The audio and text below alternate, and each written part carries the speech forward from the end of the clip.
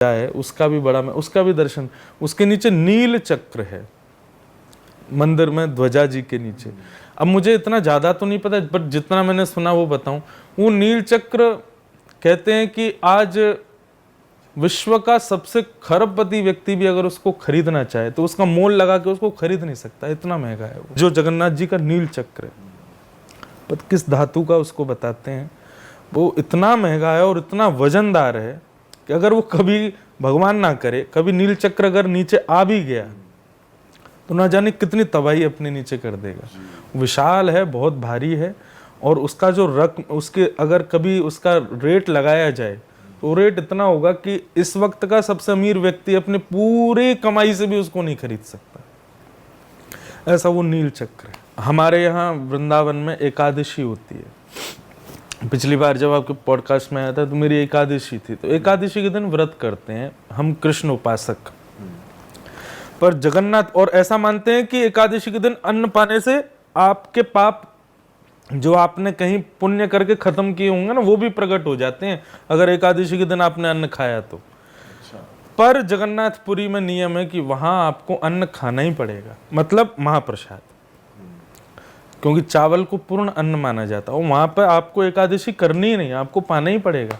अगर वहां एकादशी आपने की तो आपको पाप लग जाएगा। तो बड़ा उल्टा है जगन्नाथपुरी में, इसलिए वहां स्कंद पुराण में तो लिखा है कि एकादशी के दिन मतलब व्रत वाले दिन वैष्णवों यदि अगर आप जगन्नाथपुरी में हो तो उस दिन और दिन से दुगना खाओ, ज्यादा खाओ, तब आपके पाप खत्म होंगे। तो मतलब वहां पर वो क्या है, ऐसा लगता है कि बड़े ना कलयुग फ्रेंडली देव हैं हमारे। हाँ मतलब जगन्नाथ जी लाइक जैसे अभी हम लोग इजी हो जाते हैं अपने फ्रेंड, अरे यार ठीक है तेरे लिए सब क्षमा, हाँ सीएम कभी इजी हो जाए, पीएम इजी हो जाए, तो ऐसा कह लो कि कलयुग में जगन्नाथ भगवान इजी हो गए। अरे यार ठीक है चल इतना कर ले, ठीक है सब हो जाएगा। तो बोले कलयुग फ्रेंडली देव है श्री जगन्नाथ जी। महाराज जी हमारे यहाँ पे ना जगन्नाथपुरी से ही आए थे कोई, तो उन्होंने हमें बताया था, सुन के बड़ा बुरा लगा था कि जैसे भविष्य मल्लिका में लिखा हुआ है कि 2026 का जो टाइम होगा वो काफी बुरा होगा और ओडिशा पूरा जगन्नाथपुरी बेसिकली डूब जाएगा। तो आपकी क्या देखो मैंने भी ये बात बहुत बार सुनी है, बाकी हम और आप बैठे हैं अभी देखते हैं 1-2 साल में ही आ रहा है। जिन्होंने भी उसको लिखा है और जिनकी भी वो भावना है उसको मैं प्रणाम करता हूँ। पर हमारे यहाँ कहते हैं कि जो 6 चीजें जानता है उसको भगवान कहते हैं। उसमें 2 चीजें क्या है, उत्पत्ति प्रलयम चैव, विश्व कब बनेगा और कब खत्म होगा, ये 2 बातें जिसको पता है। दूसरी बात भूतानाम अगति गति, किस काम को करने में आपको सफलता मिलेगी और असफल होगे, ये 2 बातें जो जानता है। वेत्ति विद्याम अविद्याम च, जो सही और गलत, व्यक्ति गया तो है माला लेकर के भगवान को प्रणाम करने के लिए लेकिन उसकी भावना सही है कि गलत, ये 6 बातें जो जानता है। उत्पत्ति कब होगी, प्रलय कब होगा, व्यक्ति की कहाँ सगति होगी कहाँ दुर्गति होगी, व्यक्ति के हृदय में सद भावना है कि असद भावना, ये 6 बातें जो जानता है उसको भगवान कहते हैं। अगर ऐसा कह रहे हैं कि इतने दिन बाद पृथ्वी खत्म हो जाएगी तो फिर वो तो भगवान हो गए ना। इसलिए उनको मैं प्रणाम करता हूँ, उनकी भावनाओं को भी मैं प्रणाम करता हूँ कि उन्होंने जो भी लिखा है। परंतु ये केवल ईश्वर जानता है कि पृथ्वी कब नष्ट होगी। कोई व्यक्ति कह दे, दुनिया का कोई इंसान कह दे कल ऐसा हो जाएगा, ठाकुर जी यही तो करते हैं, कर तुम मन्नत, अच्छा बेटे पूरी दुनिया लगी तो फिर होने ही नहीं देंगे उसको। उनका मूड है, वो कब बदल जाए क्या पता। तो महाराज ये भविष्यवाणी पे विश्वास नहीं रखते? नहीं, मैं ऐसा नहीं कह रहा कि मैं विश्वास नहीं करता, पर मेरा मानना ऐसा है, आप किसी का कल बता सकते हो पर किसी का अंत नहीं बता सकते। अंत तो उसी के हाथ में है। अंत को ठाकुर जी ही अपने हाथ में रख के चलते हैं, उसको कोई व्यक्ति नहीं कर सकता। जाको राके साइया मार सके ना कोई, बाल ना बाका कर सके जो जग बैरी हो। कोई अगर आदमी इनकी अगर मेरी अगर आपकी अगर हमारी मृत्यु नहीं है ना तो अभी पूरी बिल्डिंग गिर जाए नीचे हम फिर भी बच के निकल आएंगे, और हमारी मृत्यु है तो बाथरूम में जाके साबुन पैर के नीचे आ जाए तो मर जाएंगे। तो ठाकुर जी अंत डिसाइड करते हैं, किसी व्यक्ति से नहीं हो पाएगा। महाराज जी एक बात बताइए, हमारी बहुत इंटरेक्शन होती है एस्ट्रोलॉजर्स से, और मोस्टली लोग ग्रहों के हिसाब से पूरा लाइफ चार्ट आपका बता देते हैं, पर मैं ये पूछना चाहता हूँ कि जो लोग भक्ति करते हैं, जो लोग किशोरी जी के भक्त हैं, ठाकुर जी के भक्त हैं, क्या भक्ति करने से आपके स्टार्स बदल जाते हैं, या जो आपको भोगना है वो कम हो जाता है, या आपकी रेखाएं बदल जाती हैं, ऐसा होता है? आई वुड लाइक टू से वन थिंग, भक्ति एनेस्थीसिया का इंजेक्शन है। उसके बाद क्या होता है, वो लग जब गया तो आप सुन्न हो जाओगे। सुन्न मतलब फिर ग्रह अपने काम करते रहेंगे, बुरा करना है, अच्छा करना है, जो भी, आप सम ही रहोगे। आपको अच्छे में ज्यादा खुशी सी भी नहीं होगी और बुरे में ज्यादा दुखी भी नहीं होगे।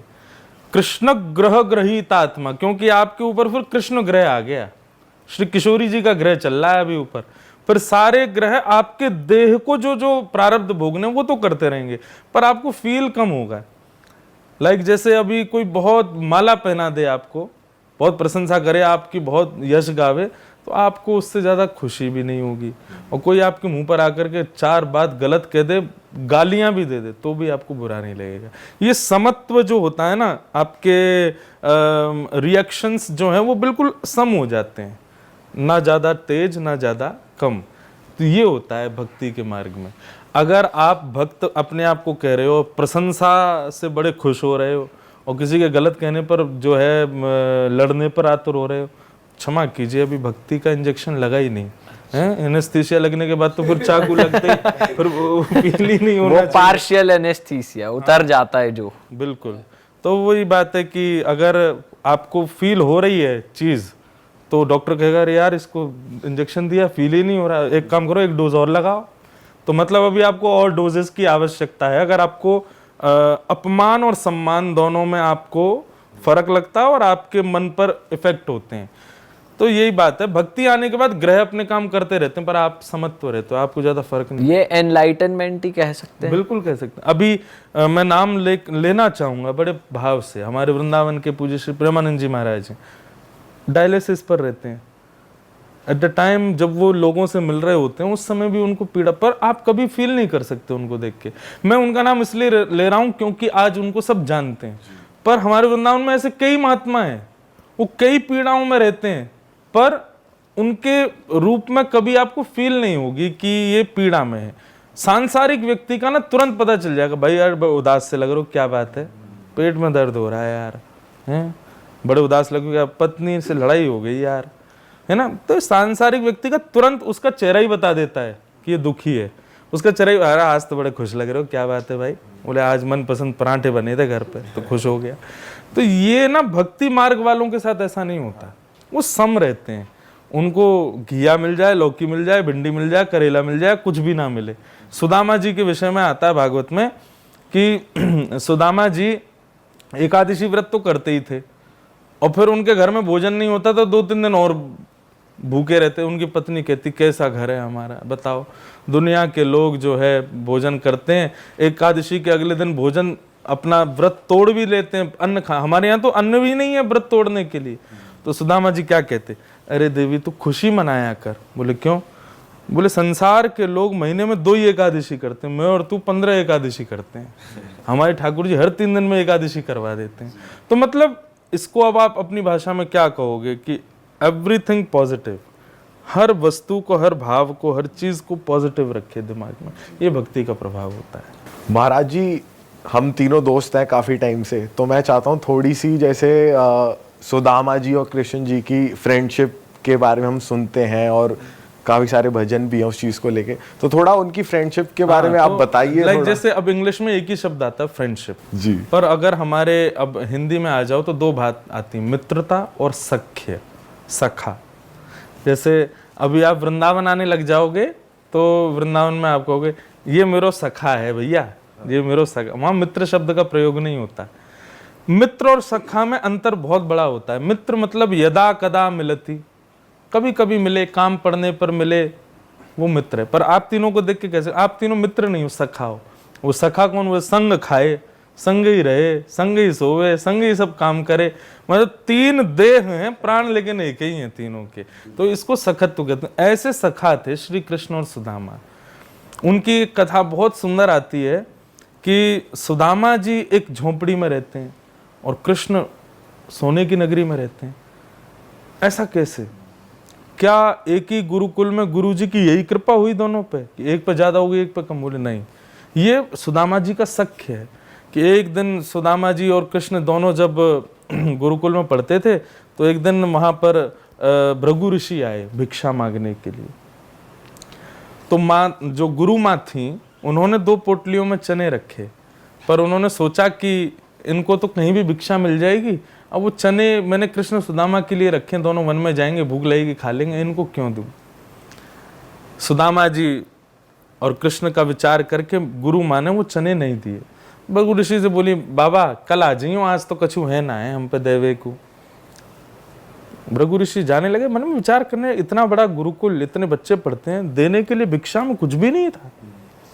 तभी नेत्र बंद करके उन्होंने अपनी दिव्य दृष्टि से देखा तो उनको वो पोटली के चने दिखाई दिए। अच्छा, बच्चों के मोह में वो चने छुपा लिए, अपने बच्चों को देने चाहती हैं, मेरे को नहीं दिए, एक ऋषि को नहीं दिया। श्राप देता हूं, जो भी उन चनों को खाएगा वो लक्ष्मी विहीन हो जाएगा, उसके जीवन से लक्ष्मी चली जाएगी, वो निर्धन हो जाएगा, खाने पीने के लाले पड़ेंगे उसके। तो ये बात जब भृगु ऋषि जब श्राप दे रहे थे तो वहीं वृक्ष के पीछे, झाड़ियों के पीछे तुलसी तोड़ रहे थे सुदामा जी, और सुदामा जी ने ये वहां बैठे बैठे सुन लिया। और जैसे सुना तो दौड़ करके गए कि भाई वो चने कोई बच्चे खा ना ले, मैं देखूं जाके। जैसे ही सुदामा जी गए, इतने में गुरु माँ ने सुदामा इधर आ, सुन तू और कृष्ण आज दोनों वन में जा रहे हो, ये लो, ये तेरे पोटली, ये कृष्ण की पोटली, चने हैं इनमें, पा लेना दोनों जाके। तो सुदामा जी वहीं निर्वाक हो गए, बोले कि अरे ये तो मेरे और कृष्ण के लिए ही थे।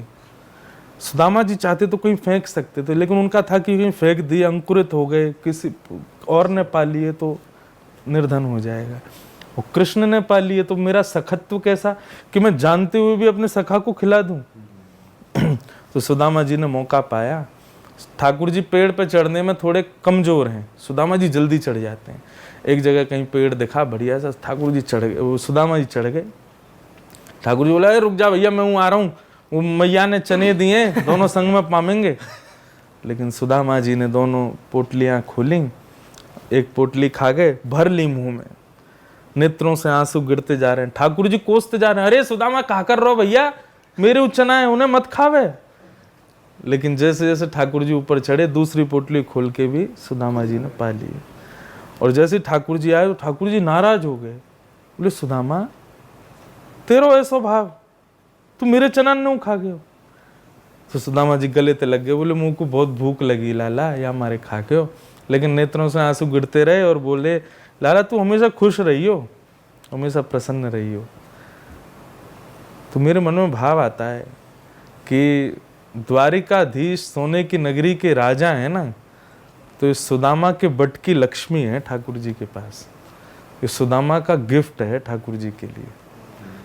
और एक सुदामा ऐसे घर में रहते हैं जहाँ बारिश हो जाए तो कमर कमर पानी, बच्चे भूखे सोते हैं, ये सब उनका सखत्व था। उन्होंने अपने बट का सब कुछ दे दिया ठाकुर जी को। या तो मित्र हो ही ना जीवन में, हो तो सुदामा जी जैसा हो। मित्र ना हो, सखा हो। सखा, हाँ ये बात सही, मित्र मत बनाओ, सखा बनाओ। अच्छा महाराज जी, जब हम पॉडकास्ट करते हैं ना, हमारा एक तरीका है प्लान करने का पॉडकास्ट कि हम क्या बात करने वाले हैं। बट अभी आपकी टीम से ना कुछ क्वेश्चंस आए, और एक क्वेश्चन था जो मुझे बहुत ज़्यादा अपीलिंग लगा। कि पहला ही क्वेश्चन था वो, what is the reality of death, how can one plan his और हर डेथ। तो इसका क्वेश्चन का आंसर मैं जानना चाहता हूँ आपसे, अगर इसका आंसर एग्जिस्ट करता है, क्वेश्चन है मतलब आंसर आपको मालूम है।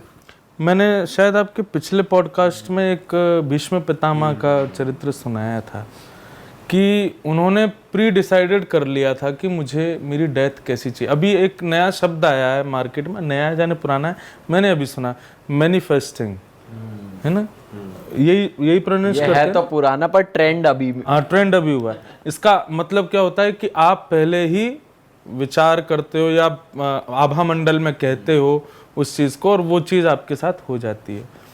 मुझे ऐसा लगता है कि डेथ सबकी होने वाली है, कोई नहीं बचने वाला है इससे। पर हम लोग क्या करते हैं कि हम हर वो चीज़ मैनिफेस्ट कर लेते हैं जो लिविंग टाइम पे चाहिए, पर जो कभी भी हो सकती है, हम उसको कभी मैनिफेस्ट नहीं करते कि लाइक डेथ कभी भी हो सकती है। नेक्स्ट मूवमेंट पे भी हम चारों बैठे हैं, कुछ भी हो सकता है हमारे साथ में, पर हमने कभी कभी सोचा ही नहीं, विचारा ही नहीं। तो हमारे शास्त्र आज्ञा करते हैं कि जो भक्त वैष्णव है, जो ठाकुर जी का खूब स्मरण करते हैं, भजन करते हैं, उनके पास में ये एक बोल दें तो एक एक्स्ट्रा ऑर्डिनरी एक लाइफ लाइन उनके पास होती है कि वो अपनी डेथ को मैनिफेस्ट कर सकते हैं कि मेरे प्राण जब निकलें तब ठाकुर जी ऐसी ऐसी स्थिति होनी चाहिए, ऐसा हो ऐसा। लेकिन इसको बार बार कोट करूंगा, सांसारिक व्यक्ति नहीं, सांसारिक व्यक्ति कभी नहीं कर पाएगा। माइकल जैक्सन ने खूब किया था प्रेडिक्ट कि मैं कभी मरूं ही ना, मैं कभी बुढ़ा ही ना हूं, मेरे कभी मैं, और वो भी अपने हाफ ऑफ एज में ही अपने प्राण त्याग दिए थे। तो डेथ जो है ये रियल है, कभी भी किसी की भी हो सकती है। इसका भजन के माध्यम से हमको पहले विचार करना चाहिए कि हमारे प्राण वृंदावन में रज की उपासना कर रहे हों, यमुना जी के तट पर घूम रहे हों, माथे पर तिलक लगा हो, राधा रमण, राधा वल्लभ, राधा बांके बिहारी सबके दर्शन कर लें, प्रसाद पाके खूब पेट भरा हो, संकीर्तन चल रहा हो, हरे कृष्ण कृष्ण कृष्ण हरे हरे, हरे राम राम राम हरे हरे, और बस ये गाते गाते गाते पूरे संसार को भूल जाएं कौन है क्या है। बस उसी समय एक दिव्य प्रकाश हो, श्याम सुंदर प्रत्यक्ष सामने दिखाई दे जाएं और हमारे प्राण निकल जाएं। ऐसा मैनिफेस्ट करे कोई तो निश्चित है पूर्ण होगा, और उसकी ऐसी ही डेथ होगी। कोई